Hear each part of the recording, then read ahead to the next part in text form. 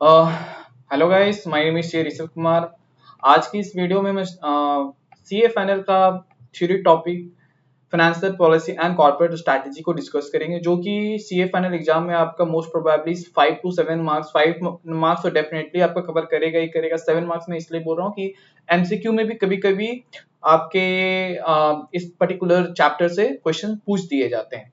तो आप अगर देखोगे इंस्टीट्यूट का मॉड्यूल, भाई वो 15 15 20 पेज में स्टब हुआ हुआ है। मतलब जो कंटेंट दिया हुआ है बहुत बड़े बड़े फॉर्म्स में कंटेंट दिया हुआ है, बट ये पर्टिकुलर पीडीएफ आपको मतलब ओनली इन ओनली 4 पेजेस में सारी चीज को मैंने समराइज कर दिया हुआ है। तो ये आपके लिए बहुत बेनिफिट होगा। अगर आप एग्जाम के एक दिन पहले अगर आप 15 मिनट्स भी दे रहे हो इस चीज को, तो आप प्रॉपरली इसको रिवाइज कर लोगे। Now let's come to our video. जैसे कि पहला जो आपका टॉपिक है क्या है, advance role of CFO in various matter including the value creation. ठीक है, वैल्यू क्रिएशन पॉटर्स 5 मॉडल्स वो चीज से रिलेट करता है ये। ओके, ना देखो देखा जाए तो post pandemic and the globalisation जो एक सीएफओ का रोल है ना, वो ब्रॉडर टर्म में एक्सपैंड हुआ है। नाउ जैसे कि लेट्स फर्स्ट रीड क्या लिखा गया है। Traditionally, the main role of CFO was concentrated to wealth maximization of a shareholder by taking care of financial health of an organization, overseeing and implementation of adequate financial controls. Okay, but after the globalization of economy and COVID-19 pandemic, CFO's responsibility expanded drastically, such as following. भाई जो after Covid के बाद ना roles जो एक CFO के, not only the CFO, CEO, CXO, COO, CMO, जितने भी ऑर्गेनाइजेशन में स्ट्रैटेजिक पोजीशन होते हैं, सबका रोल्स एक्सपैंड हुआ है और वो एक ही चीज पे कंसंट्रेट किया गया है। क्या फैक्टर्स है वो? Risk management, supply chain, mergers acquisition and corporate restructuring, environment, that means ESG। ESG तो भाई आज के समय में अगर कोई भी एंटिटी अपने आप को ग्लोबली ले जाना चाहती है एंड ग्लोबल लेवल पे कम्पीट करना चाहती है, लाइक एप्पल, गूगल, माइक्रोसॉफ्ट, इनसे, तो भाई उनको ESG कंप्लायंट होना ही पड़ेगा हर हाल में। लेट्स रीड कि भाई ये क्या चीज है अपने आप में। कि भाई डेफिनेटली आप जब एग्जाम में लिखो ना, आपको इतना ही लिखना है। आप मॉड्यूल को अगर देखने जाओगे, मॉड्यूल में इस चीज का इतना बड़ा लैंग्वेज में लिखा हुआ है, मैंने इसको समराइज करके लिखा। बट हाँ, उससे पहले एक चीज हम और डिस्कस करते हैं। कोई भी थ्योरी आंसर, थ्योरी क्वेश्चन को आंसर करने के लिए एक अप्रोच आप हमेशा फॉलो करो। पहला, जो भी टॉपिक दिया उसके बारे में कुछ तो डेफिनेशन लिख दो। टॉपिक रिलेटेड डेफिनेशन ये लिख दो। ठीक है, पॉइंट 1। दूसरा, क्वेश्चन में जो एक्चुअल में पूछा है उसको लिखो। Body body of question. Okay, और थर्ड, भाई आप लिखो ही लिखो कंक्लूजन, कि भाई आप उस पर्टिकुलर जो चीज लिख रहे हो उससे क्या कंक्लूड कर पा रहे हो। तो ये जो मेरा आंसर बना हुआ है आपके सेम उसी फॉर्मेट पे बना है। देखो, पहले यहाँ से यहाँ तक मैंने इसका, जैसे कि आपका रोल ऑफ सीएफओ क्या है, मैंने उसको डिफाइन कर दिया। अब एक्चुअल में क्वेश्चन में आपसे पूछेगा कि भाई जो उसके इंपॉर्टेंट रोल है पोस्ट पैंडेमिक और ग्लोबलाइजेशन क्या क्या हुआ है। रिस्क मैनेजमेंट है, सप्लाई चेन है, आपका मर्जर्स एंड एक्विजिशन है, इन्वायरमेंट है, ये सारे चीज हो गए आपके। फिर देखो लास्ट में मैंने क्या लिखा है यहाँ पे, अगर देखोगे, thus from the above discussion it can be conclude that in today's time CFO are taking a leadership role in value creation for our organization, and that too on sustainable basis for a long period. Now let's read about risk management क्या है। Nowadays CFOs are required to look overall function of a risk management within the organization and to develop robust risk management framework। भाई आज के समय में ना सबसे major concern क्या है, बहुत जब हम रिस्क मैनेजमेंट चैप्टर को पढ़ेंगे तो उसमें डील करेंगे कितने टाइप्स के रिस्क होते हैं। In nutshell there are 12 to 14 types of risk that organisation need to cop up. अगर वो इस चीज से कॉप अप नहीं करती तो उनकी लॉन्गेविटी, उनकी सर्वाइबिलिटी, उनकी गोइंग कंसर्न पे इंपैक्ट हो सकता है। तो भाई रिस्क मैनेजमेंट का फ्रेमवर्क को एडिक्वेटली डेवलप करना कि सीएफओ की रिस्पॉन्सिबिलिटी ये नहीं होती है। उसकी रिस्पॉन्सिबिलिटी अगर देखा जाए going concern finance matters, it's the collective responsibility of the all the leadership in a particular organisation. Now come to the supply chain. Supply chain क्या है? द पोस्ट पैंडेमिक या ग्लोबलाइजेशन के बाद, चलो ग्लोबलाइजेशन तो आपका मतलब आपका 1999 में जब पीएम पीएम आपके मनमोहन सिंह थे, उसी समय इकोनॉमी ग्लोबलाइज कर दिया, तो चलिए बहुत पुरानी बात है। बट पोस्ट पैंडेमिक सबसे ज्यादा कुछ भी अगर मेजर इंपैक्ट हुआ इकोनॉमिक में, ग्लोबल इकोनॉमिक, तो क्या है, सप्लाई चेन इंटरप्ट हुआ। अभी भी जैसे आप देखोगे रशिया यूक्रेन इन्वेजन जो हुआ है, वहां पे भी सबसे ज्यादा इंपैक्ट क्या हुआ, ग्लोबल सप्लाई चेन हो रहा है। ट्रेड वॉर अगर होगा तो सबसे ज्यादा इंपैक्ट क्या होगा, ग्लोबल सप्लाई चेन डिस्टर्ब होगा। अगर सप्लाई चेन डिस्टर्ब होगा, स्टॉक मार्केट गिरेगी। स्टॉक मार्केट अगर गिर रही है तो पर्टिकुलर कंट्रीज पैसा बाहर जाएगा, पैसा बाहर जाएगा तो अल्टीमेटली इंपैक्ट किसी को पड़ेगा, आप हम जैसे लोगों पे पड़ेगा। तो भाई सप्लाई चेन को किसी भी ऑर्गेनाइजेशन में, किसी भी कंट्री में मैनेज करना बहुत ही इंपॉर्टेंट है। तो let's read, post pandemic and the globalisation major concern for organisation was supply chain, because smooth functioning of supply chain ensures sustainable growth. Since CFO are a caretaker of finance of a company, considering the finance viability of supply chain management, their role has now become critical.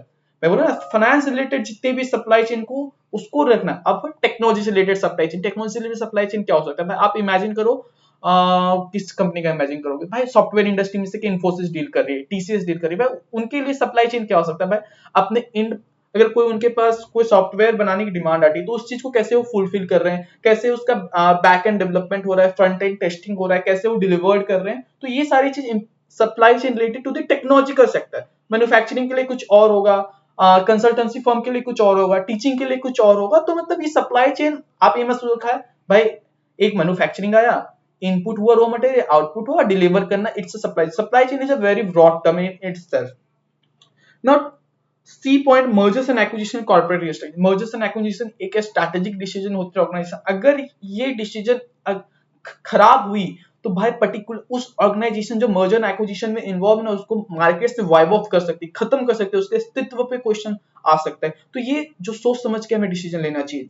Since in the recent period growth and capture of a market share, there has been a aspect of mergers and acquisition. Hence, the role of CFO have been become more crucial because these are strategic decision and any error in them lead to collapse of whole business. जैसे कि मैंने बोला कि collapse उनके अस्तित्व को खत्म कर सकती है, इससे बहुत strategic decision होता है, इसको बहुत carefully हमें लेना चाहिए। Now D भाई, कोई तो शक ही नहीं है इस चीज में भाई, ईएसजी से अगर आज के समय कोई भी ग्लोबल कंपनी अगर कंप्लाई नहीं कर रही, इवन आप इंडिया की बात ले लो यार, इंडिया में जिसकी नेट जो टॉप 100 कंपनीज है एज पर एनएससी बीएससी मार्केट, अगर वो भी अपने आप को कंप्लाई नहीं कर रही ना ईएसजी, तो वो अपने आप को सोचे ना कि I will become a global leader after a certain period of time, it is not possible. भाई आप किसी के भी फाइनेंशियल स्टेटमेंट उठा के देखो, एनुअल रिपोर्ट, रिलायंस हो गया, इन्फोसिस हो गया, डाबर हो गया, भाई सब ईएसजी कंप्लायंट है। और आप ग्लोबली जैसे कि माइक्रोसॉफ्ट, गूगल, एप्पल, एडोबी, किसी के भी फाइनेंशियल स्टेटमेंट्स उठा लो, एनुअल रिपोर्ट, आपको ईएसजी कंप्लायंट मिलेंगे ही मिलेंगे, because they are the global leader in the their own industry where they are operating. पहला आपका एडवांस रोल ऑफ सीएफओ खत्म हो गया भाई, इतना ही बस आप पढ़ो, यही आपके सीधा उठ के जाएगा कि भाई रोल ऑफ सीएफओ क्या है। भाई आपको थोड़ा सा ये कर देना है, चार में अपने हिसाब से जो आपको मतलब टैक्टिकल लग रहा है वो लिख दो एंड एक कंक्लूड कर दो। ना strategic financial decision making framework. भाई strategic financial decision making framework होता क्या है, तो पहले इसको समझते हैं भाई, स्ट्रैटेजिक फाइनेंशियल डिसीजन होता क्या है किसी भी ऑर्गेनाइजेशन में। तो जैसे कि स्ट्रैटेजी, फाइनेंस एंड मैनेजमेंट का जो कॉम्बिनेशन होता है, ये फंडामेंटल ऑफ बिजनेस होता है। अगर स्ट्रैटेजी खराब, कंपनी जाएगी भितरे, फाइनेंस खराब, कंपनी जाएगी भितरे, मैनेजमेंट सही नहीं है, कंपनी का अस्तित्व ही खराब हो जाएगा भाई। तो ये तीनों का जो कॉम्बिनेशन है, स्ट्रैटेजिक कॉम्बिनेशन, इसे हम फंडामेंटल ऑफ बिजनेस कहते हैं, इसी स्ट्रैटेजिक फाइनेंशियल डिसीजन भी कहते हैं। Now let's read, The ultimate responsibility of an organization is to maximize the wealth of its shareholder। बात सही है भाई, कोई भी ऑर्गेनाइजेशन क्यों ऑपरेट कर रही है, अपने शेयर होल्डर के वेल्थ को मैक्सिमाइज करने के लिए। For this purpose leadership of organisation shall be required to select investment opportunity in a way there where proper allocation of funds will be possible at a minimum risk and invest the fund. It should be sustainable for long period and strategy should be clear, realistic, which is within the organizational risk management policy। भाई आज के समय में risk management ना बहुत important है। हर एक जहां भी आप इन्वेस्ट कैपिटल बजटिंग कर रहे हो, रिस्क देखना है आपको, इन्वेस्टमेंट डिसीजन ले रहे हो, रिस्क देखना है आपको, स्ट्रैटेजिक बिजनेस मतलब कोई इंडिपेंडेंट बिजनेस कर रहे हो, रिस्क देखना है आपको, हर जगह आप कहीं से बोरो कर रहे हो, आपको रिस्क देखना है भाई। Risk is a crucial part. Now there's the question as follow. अब क्या होता है, function of strategic financial management क्या है भाई? अब देखो यहाँ पे ना, ये तो देखो आप अगर सपोज दैट अगर आपको पूछा, आपसे बोला फाइनेंशियल डिसीजन क्या होता है, फाइनेंशियल स्ट्रैटेजी क्या होता है, दोनों में से कुछ भी पूछा, आपने जो बॉडी है, आपका जो इंट्रो पैरा होगा वो यही होगा, इंट्रो पैरा मत छोड़ना, ये कोई नंबर नहीं बढ़ाएगा, बट हाँ इससे overall presentation of your question और you will be differentiated as compare to other, because सीधा मतलब वो directly jump to the question होते हैं, बट भाई पहले तो कुछ तो बताओ भाई वो डील क्या जिससे कर रहा है।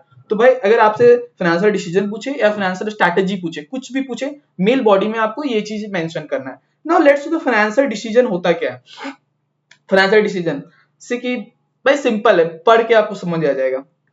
Continuous search for best opportunity, भाई बेस्ट अपॉर्चुनिटीज को हम सर्च करते रहो, बेस्ट पोर्टफोलियो अपॉर्चुनिटीज को आप जो, जैसे कि आपका आपने अपॉर्चुनिटी सेलेक्ट की, एक अपॉर्चुनिटी, दो अपॉर्चुनिटी, तीन अपॉर्चुनिटी, चार अपॉर्चुनिटी, अब उसका पोर्टफोलियो बनाओ, पोर्टफोलियो बनाओ। अब ऐसे करके आप और कोई अदर पोर्टफोलियो बनाए, फॉर आपने फॉर एग्जांपल फार्मा इंडस्ट्री में 5 कंपनी सेलेक्ट किया, उसमें इन्वेस्ट किए, आईटी में 5 कंपनी सेलेक्ट किया, उसमें इन्वेस्ट किया। भाई अब दोनों का कंपेयर तो करो। कंपेयर करने के लिए क्या करना भाई, एक तो फार्मा है, एक आपका आईटी सेक्टर है, भाई कुछ तो ऐसा पैरामीटर आपको लाने पड़ेंगे दोनों के इक्वल हो, क्योंकि भाई ultimately you are the investor. भाई आप कंपनी में जाके बोर्ड में बैठ नहीं रहे हो, आप कोई डिसीजन ले रहे हो स्ट्रैटेजी की, भाई इसका बिजनेस ऐसे बढ़ा दूं, इसका बिजनेस मैं ऐसे बढ़ा दूं, बट आपको कोई कंपेरेबल पैरामीटर तो देखना पड़ेगा, ताकि तो आप कंपेयर कर सको भाई मेरे ये पोर्टफोलियो और ये पोर्टफोलियो बराबर परफॉर्म कर रहा है एज पर माय एक्सपेक्टेशन की नहीं। Okay, C point determination optimum mix of fund, भाई बहुत जरूरी भाई। कितना अभी आपका कैपिटल डिसीजन भी हो सकता है, इन्वेस्टमेंट भी हो सकता है, जैसे कि फॉर एग्जांपल कैपिटल रिलेटेड क्या हो सकता है भाई, कितना हमको डेट से उठाना है, कितना हमें इक्विटी से उठाना है। अब इन्वेस्टमेंट सेम एग्जांपल, भाई कितने हमें आईटी में डालना है, कितना हमें फार्मा में डालना है। ई एस्टैब्लिशमेंट सिस्टम ऑफ इंटरनल, भाई इंटरनल कंट्रोल मस्ट है। ये ये आप क्या जैसे डील करेगा, अल्टीमेटली रिस्क को ही मैनेज करने के लिए हम इंटरनल कंट्रोल लगा रहे हैं। भाई जितने टाइप के रिस्क है भाई, असेट का मिसयूज ना हो, फंड का मिसयूज ना हो, परचेस जो रिक्विजिशन रेज हो रहा है प्रॉपरली रेज हो, हम जो कैपेक्स मार्केट से ले रहे हैं वो सही रेट ऑफ इंटरेस्ट पे आए, उसका डेट इक्विटी का सही मिक्सअप हो। अल्टीमेट इंटरनल कंट्रोल यही सब चीज को स्मूथ करता है। Analysis of result for future, भाई एनालिसिस तो करना पड़ेगा, पोर्टफोलियो लेवल पे एनालिसिस करो, इंडिविजुअल फंड लेवल पे एनालिसिस करो, जैसा आपको सुटेबल लगता है आपके बिजनेस के नीड्स के हिसाब से आपको एनालिसिस करना ही पड़ेगा। Now let's come to the financial strategy. Financial strategy क्या है, basically financial decision, investment decision, dividend decision, portfolio decision. Financial decision क्या है, optimum mix of debt and equity क्या होता है, optimum mix of debt and equity क्या होता है। इन्वेस्टमेंट डिसीजन क्या भाई, ऐसे एवेन्यूज को चुनना जहां पे क्या रिस्क कम हो, रिटर्न ज्यादा हो, रिस्क कम हो, रिटर्न ज्यादा हो, रिस्क कम हो, रिटर्न ज्यादा हो। अल्टीमेटली कोई भी इन्वेस्टमेंट का पर्पस यही होता है भाई हम कम रिस्क पे ज्यादा रिटर्न कमाएं, कम रिस्क पे ज्यादा रिटर्न कमाएं।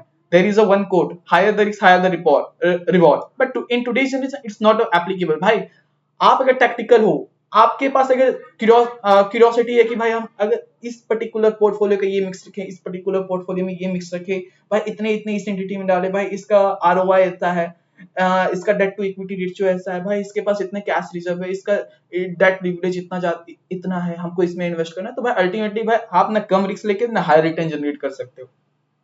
डिविडेंड डिसीजन क्या है, डिविडेंड भाई डिविडेंड वही है भाई, कितना डिविडेंड पे आउट करना है, कितना डिविडेंड मतलब कितना आपको प्रॉफिटेबिलिटी रखना है, ताकि आप इंटरनल ग्रोथ कर सको उस चीज से। आगे आने वाला एलसीआर, सस्टेनेबल ग्रोथ रेट, उसमें आपको डिविडेंड डिसीजन क्यों जरूरी है वो पता चलेगा। पोर्टफोलियो भाई सिंपल यार, वही अभी मैंने बताया आपको, आईटी फार्मा का एग्जांपल ले लो, वही चीज है कि आप कैसे अपने पोर्टफोलियो को डिजाइन कर लो। Ultimately depends upon the investment manager कि वो कैसे अपने पर्टिकुलर उस चीज से डील कर रहा है, ऑप्टिमम रिस्क पे हायर रिटर्न जनरेट कर रहा है। Point C, strategy at different hierarchy level मस्त है। कॉर्पोरेट होता है, फंक्शनल होता है, फिर आपका एसबीयू होता है या बिजनेस यूनिट लेवल आप बोलो। तो कॉर्पोरेट लेवल क्या होता है भाई, कॉर्पोरेट इमेजिन करो Reliance, for example Reliance industry में क्या होगा, एक बोर्ड ऑफ मैनेजमेंट होगा, ठीक है, उसके बाद क्या होगा, एसबीयू होगा, उसके बाद क्या होगा, फंक्शनल होगा, ठीक है। बोर्ड ऑफ मैनेजमेंट क्या हो गया भाई, मैंने आपको बताया था CFO, CMO, CXO, CEO, MD, CMO जो बैठते हैं वो आपके बोर्ड ऑफ मैनेजमेंट के पार्ट है। सीनियर लीडरशिप हो गए, सीनियर मैनेजमेंट के टीम हो गए, तो उनका क्या होगा भाई, उनका रोल्स क्या होगा? जस्ट इमेजिन, कोशिश करो, अगर आपको यही एग्जाम में आ जाए, आपने पढ़ा भी ना हो, but on the basis of आपको पता है कि भाई रिलायंस इंडस्ट्री को इमेजिन करो भाई, मुकेश भाई क्या चीज करेंगे ऑनलाइन, भाई वो तो ये नहीं बोलेंगे ना भाई अरे रॉ मटेरियल वहां से ले आओ यार, अरे इस रॉ मटेरियल को इतने में खरीदो, अरे भाई वहां पे क्या बोलते हैं उस आज ये प्रोडक्ट को हम लॉन्च करेंगे, भाई इस प्रोडक्ट का ये प्राइसिंग होगा। भाई ठीक है, अगर छोटी कंपनी है तो जो प्रोडक्ट की प्राइसिंग है वो मैनेजमेंट लेवल पे, ओनरशिप लेवल पे डिसाइड होती है, but when you are a conglomerate, तो भाई आप एक एक प्रोडक्ट, जैसे कि कैंपा कोला अंबानी लॉन्च है, भाई अंबानी बैठ के रिसर्च करेगा कि भाई मेरे को इस कैंपा कोला का 10 रुपया रखना है, इस पर्टिकुलर कैंपा कोला का, जैसे कि अगर उसमें मैंगो है उसको हम 15 रुपया रखेंगे, नहीं भाई वो उसका काम नहीं है, उसका काम ये है कैंपा कोला का एक्वायर करना है कि नहीं करना है, एक्वायर करना मेरे लिए बेनिफिशियल होगा कि नहीं होगा, उसका ये काम है। बट अगर अगर खाली अगर मैं कैंपा कोला को अगर एक्वायर करता, for example as a Rishabh, CA Rishabh उस कैंपा कोला को एक्वायर करता, तो मैं पर्टिकुलरली उस चीज में बैठता और देखता भाई इस कैंपा कोला का ये प्राइस रखना है, इसका ये प्राइस रखना है, इसका वो प्राइस रखना है, अल्टीमेटली मेरा ये रिस्पॉन्सिबिलिटी होता है। बट मेरे को उससे लेना है, मैं कॉन्ग्लोमेरेट हूँ, मैं बड़ी कंपनी हूँ, मैं उस चीज में इन्वॉल्व नहीं हूँ, मैं देखूंगा भाई मेरे को इस कंपनी को एक्वायर करना है कि नहीं करना है। Now, the corporate level strategy is fundamentally concerned with the selection of a business in which company should compete with the development and coordination of that product. जैसे कि मैं आपको अभी बताया भाई, उसको देखना है कौन से बिजनेस में मैं compete करूँ, किस बिजनेस में मुझे एंटर करना है, किस बिजनेस में मुझे क्या एक्विजिशन करना है, प्रॉफिटेबल होगा कि नहीं होगा, लॉन्ग टर्म में सर्वाइवल होगा कि नहीं, मेरे सस्टेनेबल गवर्नेंस को मीट कर रहा है कि नहीं। अब देखिए कॉर्पोरेट लेवल स्ट्रेटेजी हम 3 क्वेश्चन, बेसिक क्वेश्चन पूछते हैं भाई, सीधा भाई इस लेवल पे भी आपका 5 नंबर का क्वेश्चन, 4 नंबर का क्वेश्चन बन सकता है, सीधा मुझे कॉर्पोरेट लेवल स्ट्रेटेजी में कौन से 3 क्वेश्चन डील होते हैं, आपको लेना सूटेबिलिटी, फिजिबिलिटी, एक्सेप्टेबिलिटी। सूटेबिलिटी मैंने क्या, अभी मैंने आपको एग्जांपल से बताया ना, कैंपा कोला, इमेजिन अंबानी बैठा है भाई, हम डिस्कशन कर रहा है अपने सीएफओ से, भाई हमको कैंपा कोला एक्वायर करना है, तो जो उसका सीएफओ सबसे पहला जो अंबानी है वो पूछेगा क्या वो सूटेबल है हमारे बिजनेस के अकॉर्डिंग, क्या हम उसमें ऑलरेडी डील कर रहे हैं, और अगर हम डील नहीं कर रहे हैं तो अगर डील करेंगे तो मतलब क्या क्या रिक्वायरमेंट्स होंगे, सूटेबिलिटी हम ला पाएंगे कि नहीं, फिर हम देखेंगे भाई हम जितना इन्वेस्ट कर रहे हैं वो फिजिबल है कि नहीं, हमको मतलब उतना पैसा जनरेट उससे हो जाएगा नहीं, फिजिबिलिटी एनालिसिस हम करते हैं ना, फिजिबिलिटी एनालिसिस वो करेंगे, फिर हम देखेंगे भाई हाँ सूटेबिलिटी भी है, हमने देख लिया फिजिबिलिटी भी है, अब हम देखेंगे क्या एक्सेप्टेबल है कि नहीं है, एक्सेप्टेबल अब कैसे हम देखेंगे एक्सेप्टेबल, अब आप इसको रिसर्च से मत ले लेना कि हम इकोनॉमिक रिसर्च करेंगे, भाई हम फिजिबिलिटी रिसर्च तो कर लिए भाई, उसमें हमको पता चल गया प्रॉफिटेबल है, बट भाई आपके जो बोर्ड ऑफ मेंबर्स है, आपके शेयर होल्डर्स ही एग्री नहीं कर रहे हैं, तो आप एक्सेप्ट ही नहीं कर सकते उस चीज को ना, आप एक अलोन तो एंटिटी हो नहीं, तो आपको वहां पे एक्सेप्टेबिलिटी भी देखनी पड़ेगी, आपके शेयर होल्डर्स के अप्रूवल्स भी देखने पड़ेंगे, ठीक है।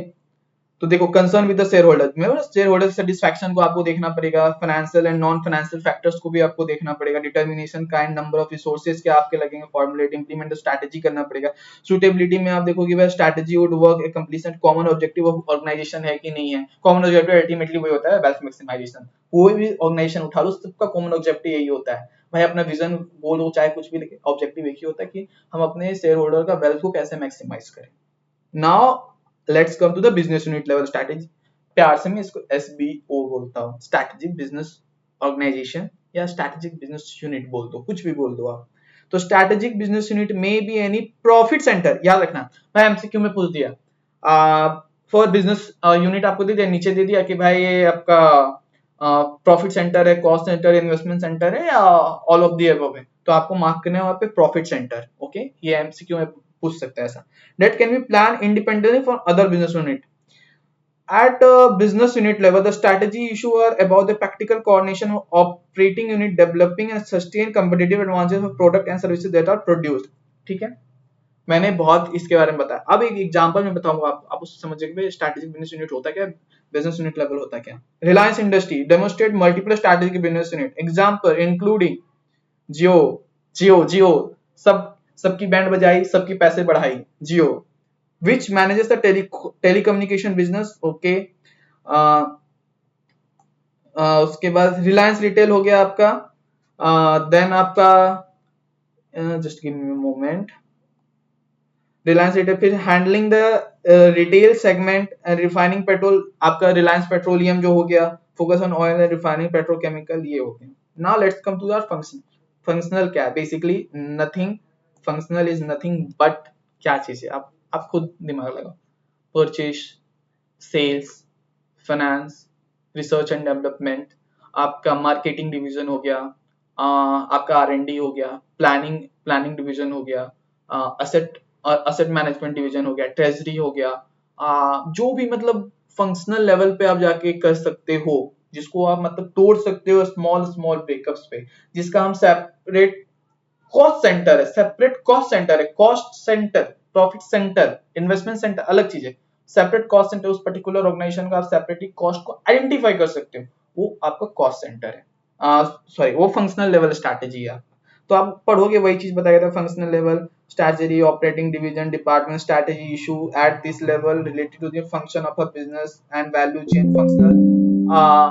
आपका फॉर एग्जांपल जैसे कि R&D हो गया, manufacturing, marketing, finance, human development, coordination, resource through which unit level strategy can be executed effectively, efficiently. Functional unit of organization are involved in a higher level strategy of providing inputs and business unit level. यही सब चीज भाई, इतना आपको लिखने की जरूरत नहीं है, मैं जो बता रहा हूँ वो लिखो।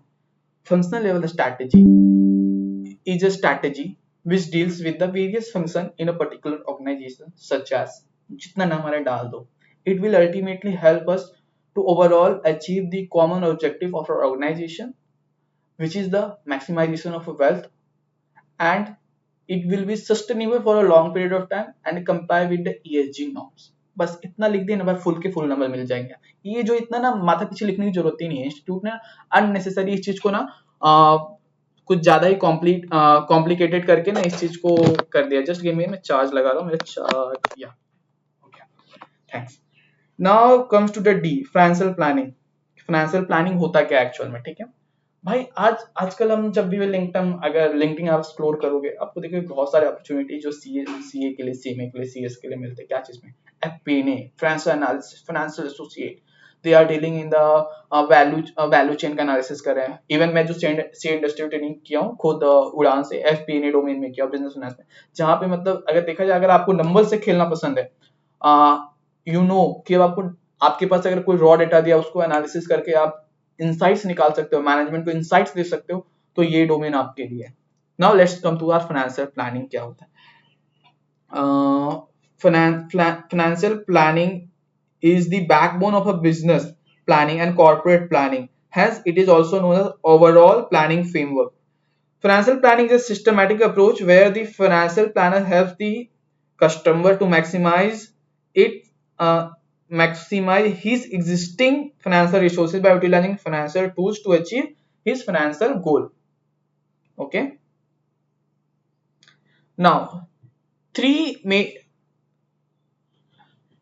major कंपोनेंट होते हैं फाइनेंशियल प्लानिंग के। अब थ्री मेजर कंपोनेंट्स क्या हैं? पहला कंपोनेंट फाइनेंशियल रिसोर्सेज, दूसरा फाइनेंशियल टूल, तीसरा फाइनेंशियल गोल। भाई अगर इस financial resources, financial tools, financial goal को मिला दे तो फाइनेंशियल प्लानिंग है। सिंपल भाई, इतना ही आपको लिखना है कि भाई फाइनेंशियल प्लानिंग होता क्या है। अब इसको क्या बोला? Financial planning is a backbone of any organisation which help us to understand which help us to determine overall financial framework, including the risk management framework, and it has a three component: financial resources, financial tools, financial goal। फिर एक भाई पूरा सा equation बना के दिखा देना, जो इक्वेशन मैंने यहाँ बनाया है। सिंपल, इतना ज्यादा कुछ हार्ड फास्ट नहीं है इसमें। भाई interface of financial policy strategic management, इतना लंबा चौड़ा लिखा है, इसमें से कुछ भी नहीं आपको लिखने में आएगा। बट हाँ, यहाँ पे आई थिंक एक एमसीक्यू पर्सपेक्टिव से एक इंपॉर्टेंट हो सकता है कि भाई जो interface of financial policy and strategy है, तो एक बार इसको पढ़ लेते हैं बस। The interface of financial policy and strategy में involve aligning financial strategy with companies long term goal objective. भाई यहाँ पे बस ये चीज, भाई अगर आपसे ये पूछे interface of financial policy and strategy ये क्या होता है, तो बस एक चीज है, long term goals and company के ऑब्जेक्टिव्स के साथ जो अलाइन हो, वही मेरा interface of financial policy and strategy है। Okay, now comes to our हाँ, balancing financial goals vis-a-vis sustainable growth.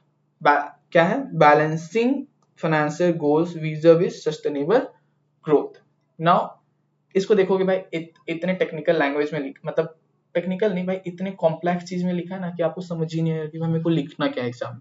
तो भाई सबसे पहले मैंने आपको क्या बोला, यहाँ पे दो कीवर्ड्स आपको मिल गए, financial goal, sustainable growth. Financial goal आप लिख दो कि डिफिनेशन क्या है, जैसे कि determine short term and long term financial targets such as profitability, revenue growth and cost reduction. Short term, long term, profitability, revenue growth, cost reduction. Okay, now sustainable growth, आपको पता है सस्टेनेबल ग्रोथ क्या है, ESG के factor से deal करता है। तो भाई set objective related to the environment, impact, social responsibility, governance practice, ESG factors. Okay, बस इतना लिख दो। अब आ जाओ, सस्टेनेबल ग्रोथ इज इम्पोर्टेंट। भाई पता है ना क्यों sustainable growth long term perspective को करता है, कंपनी के रिस्क, जो रिस्क मैनेजमेंट है उसको सही से मैनेज करने में हेल्प करता है, जो उसके रिसोर्सेज से प्रॉपर डिप्लॉयमेंट करने में हेल्प करता है, ऑप्टिमल रिस्क पे हाई रिटर्न्स हमें देता है अगर हम सही से ये चीज करें। तो बस वही अपने लैंग्वेज में इसको लिख देना।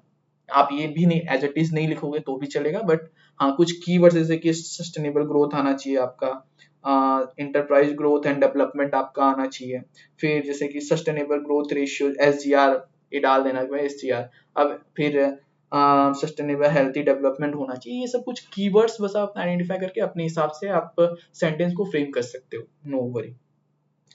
नाउ ऐसे कौन कौन से फैक्टर्स हैं जो किसी ऑर्गेनाइजेशन को सस्टेनेबल करते हैं? भाई हम लोग के अटेम्प्ट में आई थिंक मई 24 में ये क्वेश्चन आया था, तो चलिए हम एक बार पढ़ लेते हैं। Have a more than one source of income. भाई सब लोग बोलते हैं भाई अपने income, don't put your all eggs in a single basket, वही वाला कंसेप्ट है।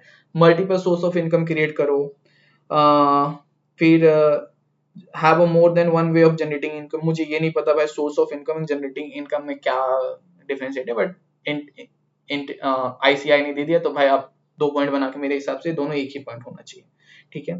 Do strategic action and financial planning regular, strategic करो, फाइनेंशियल प्लानिंग डेली बेसिस पे करो, एडुकेट फाइनेंशियल सिस्टम हो आपका, फिर have a good public image हो आपकी, फिर आपकी जो वैल्यू क्रिएशन है, आपकी जो वैल्यू आप सोसाइटी को डिलीवर करे वो क्लियर मेंशन हो, फाइनेंशियल ऑटोनॉमी हो, किसी पे आपका डिपेंडेंस ना हो।